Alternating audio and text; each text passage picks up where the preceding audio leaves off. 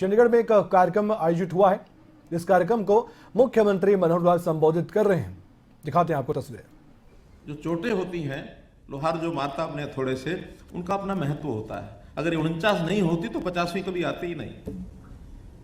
तो उस क्रांति का भारत के अनेक शहरों में, देश के ऊपर आपको एक नाटक जो दिखाया जाएगा, उसको देखने के लिए आए हुए सभी हमारे देश प्रेमी सज्जनों, भाइयों बहनों,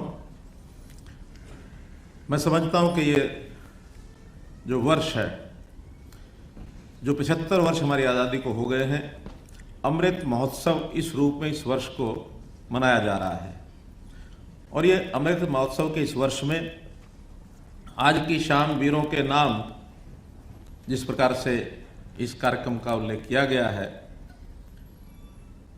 तो ये याद कराता है हमको अपने देश के इतिहास के बारे में।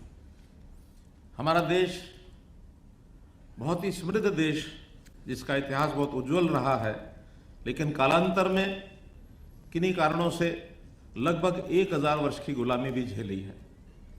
और उस 1000 वर्ष की गुलामी में देश की जनता ने, हमारे हीरोज ने, हमारे बलिदानियों ने, शहीदों ने शहादत प्राप्त की, संघर्ष बहुत किया इस देश की आज़ादी को लेने के लिए।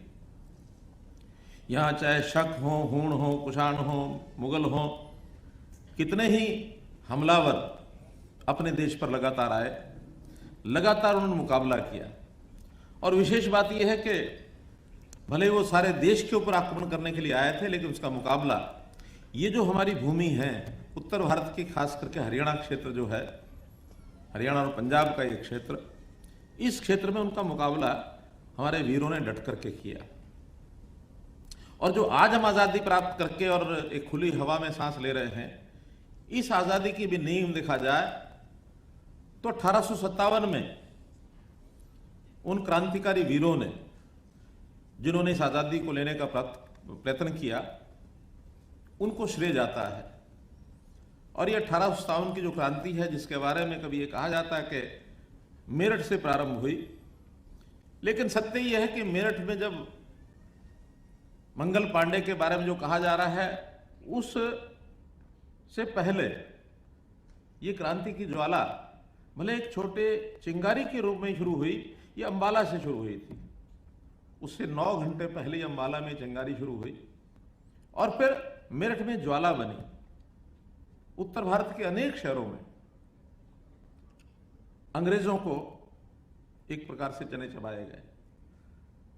कोई भी ऐसी युद्ध जो होता है, क्रांति जो होती है, जब देश प्रेम से ओतप्रोत जो लोग होते हैं, उनके अंदर एक चिंगारी जब होती है, उसका परिणाम हम ये ना देखें कि वो आज़ादी मिलने में हमको सफलता नहीं मिली, हमारी हार हुई, ऐसा नहीं है।